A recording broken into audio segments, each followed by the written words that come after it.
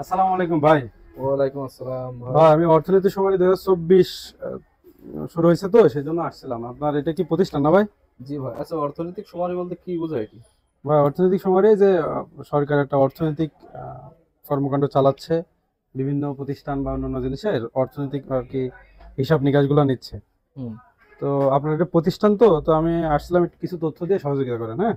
আচ্ছা ভাই, যে আমার বাসায় গেছিল, তো ওইটা কি আর এইটা কি, এটা তো প্রতিষ্ঠান। এটা প্রতিষ্ঠান আর ওইটা আপনার হলো সাধারণ খানা, বুঝছেন? সাধারণ খানা কি আর প্রতিষ্ঠান কি, একটু ও বুঝিয়ে বলেন তুমি। সাধারণ খানা হলো এই বুঝিয়ে বলার জন্য এই দেখা লাগবে আপনার, বুঝছেন? আমি দেখাচ্ছি ও, আপনারা দেখেন, তাহলে আচ্ছা ঠিক বুঝতে আছে। পারবেন। হ্যাঁ, সাধারণ খানা আমি দেখা দিচ্ছি, আপনার এটা দেখলেই বুঝতে পারবেন। আচ্ছা ঠিক আছে। আচ্ছা, এখানে যদি ভাই আপনার এটা করতে হয় তাহলে দেখতে পাচ্ছেন এখানে আমরা হলো প্রতিষ্ঠান অনেকগুলো নিয়েছি। এখন যদি আমরা সাধারণ খানা নিতে পারি, আমাদের এখান থেকে এখানে যাব অ্যান্ড এগিয়ে জানে যাব। এখানে সাধারণ খানা হতে হলে কৃষি বহির্ভূত অর্থনৈতিক কর্মকাণ্ড খানা, এটা আমাদের সিলেক্ট করতে হবে। তারপরে এটা ইউনিটে অন্য অন্য খানা আছে কিনা এখানে না করে এর খানা একটা সিলেক্ট করে, এটা যেহেতু সেবা আপনার সেবায় দিতে হবে, তারপর ব্যক্তিগত দিতে হবে, বুঝছেন? যদি এই যে মালিকানা, এখানে আবার অনেকেই প্রশ্ন করে যে মসজিদ বা হলো স্কুল হলে কি দিতে হবে, হ্যাঁ? সেই ক্ষেত্রে এখানে আপনার এই যে অলাভ লাভজনক এমপিও এটা সিলেক্ট করতে হবে। যদি মসজিদ হয় বা সরকারি প্রতিষ্ঠান হয়, এনজিও হয়, তাহলে আপনাকে এটা সিলেক্ট করতে হবে। আর না হলে ব্যক্তিগত দিতে হবে। আর যদি আংশিক হয় আংশিক দিতে হবে। এই জিনিসগুলো কিন্তু আপনাকে এটা দিয়ে তারপর নিচে যেতে হবে।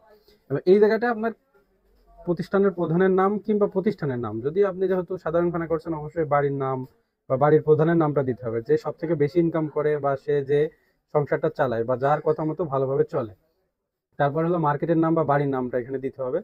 তারপর নিচে আছে হলো অ্যাপার্টমেন্ট নাম্বার বা হোল্ডিং নাম্বার। বাড়িতে ওই যে টিন আছে আপনার বাড়ি যেটা, সেটা ওই টিনে দেখবেন লেখা থাকে হোল্ডিং নাম্বার। যদি না থাকে তাহলে ওই বাড়ির নামটাই ব্যবহার করলেও হবে।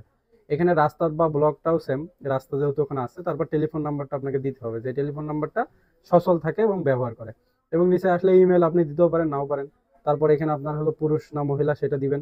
তারপরে এই যে পূর্ণ বয়স, যদি আপনার এখানে বয়স হয় 25 বছর 9 মাস, তাহলে 25 বছরই হবে। আর যদি হয় 26 বছর 9 মাস 31 দিন, তাও সেই 29 দিন হলেও মানে একদিন কম থাকলেও কিন্তু পূর্ণ বয়স হবে না, 26 বছর হবে না, অর্থাৎ 25 বছর হবে। তারপর শিক্ষাগত যোগ্যতা, এখানে যদি আপনি ক্লিক করেন তাহলে আসবে যে যেটা শিক্ষাগত যোগ্যতা সেটা দিয়ে দিবেন। তারপর নিচে আসবেন এটা নিবন্ধন আছে কিনা। যদি নিবন্ধন থাকে হ্যাঁতে ক্লিক করলে এখানে ইউনিয়ন পরিষদে চলে আসবে। হ্যাঁ, তো আমরা একটু নিচে আসি, এখানে কর্ম কতজন এখানে এই আপনার এই প্রতিষ্ঠানে কাজ করে বা আপনার এই সাধারণ খানায় কাজ করে সেটা আপনাকে দিতে হবে। যদি কর্মরত মালিক হয় সেটা দিতে হবে। আর পূর্ণকালীন যদি কোনো কর্মী থাকে সেটাও দিতে হবে। এখানে একটা টিক মার্ক দিলে এটা আপনি ইনেবল হয়ে যাবে, তখন এটা আপনি বসাতে পারবেন। এবং এই যে উপরে যেটা দিলেন ওইটার নিচেটা ভিত্তি করে, উপরটা ভিত্তি করে কিন্তু দিতে হবে। দেখতে পাচ্ছেন 7.1 এর উপরে সমান হতে হবে। অর্থাৎ উপরে যে একজন দিয়েছি তাহলে আমাদের এখানে দক্ষ একজনই দেখাতে হবে। যদি দুইজন দিতাম কিন্তু দক্ষ একজন দেখাতাম আর একজন না দেখাতাম, তাহলে কিন্তু হইতো না। এবং নিচে চলে আসতে হবে, যদি প্রতিবন্ধী থাকে তাহলে দিবেন, না হলে না দিবেন। যদি বিদেশি জনবল থাকে হ্যাঁ দিবেন, না দিবেন, এটা কিন্তু আপনি দেখতে পাচ্ছেন। এবং এই জায়গাটাই সর্বপ্রথম ইম্পর্টেন্ট কাজ, ইউনিটের প্রধান অর্থনৈতিক কর্মকাণ্ডের বিস্তারিত বিবরণ। এই জায়গাটায় আপনি কি চাষ করেন, ধান গম ছোলা মুসুরি এগুলা চাষ করেন, আবার গরু চাষ করেন দুটো, এগুলো আপনাকে এটা করতে হবে, দিতে হবে, বিস্তারিত দিতে হবে। এবং এটা দেওয়ার পরে নিচে আপনার কিন্তু এই যে বিবরণে 1 2 করে দিতে হবে। ধান চাষ করেন বা পাট চাষ করেন এটা দিতে হবে।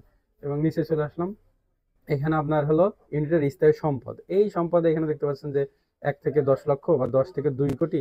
ও বেসিক্যালি সবার 1 থেকে 10 লক্ষই হয়, কারণ এটা তো সাধারণ খানা। তারপর মূলধনের উৎস, কারণ দেখা যাচ্ছে আপনি গরু কিনেছেন বা চাষ করেন, এটা আপনার মূলধন নাকি এনজিও থেকে নিয়েছেন, না ব্যাংক থেকে নিয়েছেন, না কারো থেকে অনুদান পেয়েছেন বা সমিতি থেকে নিয়েছেন, এটা যেটা হবে সেটা আপনি টিক মার্ক দিবেন। অধিকাংশ টাইমে নিজস্ব মূলধনই হয়। এরপর এখানে আসবেন যে হলো ইউনিটের বর্তমান মূলধনের টাকা, কত টাকা আসলে আপনার গরু আছে বা ছাগল আছে বা হাঁস মুরগি দিয়ে কত টাকা আছে সেটা এখানে বসাতে হবে। ঠিক আছে, তারপর এখানে ঋণ, কত টাকা ঋণ আছে। এবার এখানে প্রবাসী বিনিয়োগ আছে কিনা, যদি না থাকে না, হ্যাঁ থাকলে হ্যাঁ।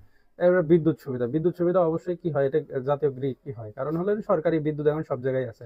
তারপর ইউনিটের হিসাব ব্যবস্থা, দৈনিক বা মাসিক কোন ভাবে ওরা হলো এই সাধারণ খানাটা পরিচালিত করেন বা হিসাব রাখেন সেটা। এবার বেতন মজুরি, যদি আপনি ওই যে দৈনিক যেরকম জন্টন নেয় বা কামলা নেয় ওদেরকে দৈনিকই দেওয়া হয়, তো দৈনিক আপনি সিলেক্ট করে দেবেন। বেতন মজুরি অবশ্যই ক্যাশে দেয়, ক্যাশে সিলেক্ট করে দিবেন। দেখতে পাচ্ছেন ক্যাশ আছে এখানে। অন্য অন্য জিনিসগুলো আপনি এই জিনিসগুলো কিভাবে পাচ্ছেন, পাইকারি না কি খুচরা, সেটা যদি যদি উভয় হয় তাহলে উভয় সিলেক্ট করতে হবে। ই কমার্স যদি না থাকে, ইন্স্যুরেন্স যদি না থাকে, অনেকে ডিপিএস থাকে তাহলে হ্যাঁ দিয়ে দিবে, না যদি না থাকে নাই থাকবে। অধিকাংশ এখানে না হবে। এবং নিচে আসলে এখানে দেখতে পাচ্ছেন যে ইউনিটের অর্থনীতি, এই যে 23 23 24 সালের আয়। যদি এই ইউনিটটি রিসেন্টলি শুরু হয়, দেখা যাচ্ছে যে 24 সালে শুরু হয়েছে, তাহলে আয়ু জিরো হবে ব্যয় জিরো হবে। আর যদি মনে করেন যে এটা কয়েক বছর ধরে চলছে, তাহলে 1 বছরের একটা হিসাব নেবেন, 1 মাসের হিসাব নেবেন, নিয়ে সেটা বের করে এখানে বিস্তারিত দিয়ে দেবেন, এবং ব্যয়টাও সেম ভাবে দিবেন। এবং নিচে আসার পর 25 নম্বরে যে উত্তরটা আছে এখানে, যে এই নেটটা পরিচালনা করার জন্য কোনো সমস্যা আছে কিনা, যদি কোনো সমস্যা না থাকে তাহলে নাতে ক্লিক দেবেন, যদি আরো জনবলের অভাব থাকে সেটাতে ক্লিক দেবেন। তারপর পর্যাপ্ত মূলধনের অভাব, অধিকাংশই বলতেছে তাদের টাকার সমস্যা আছে, তাহলে এটাতে টিক দিবেন। তারপরে যে সহজলভ্য ঋণের অভাব, এটাও অনেক অধিকাংশ মানুষ দিচ্ছে, দিয়ে আপনি সাবমিট করে দেবেন।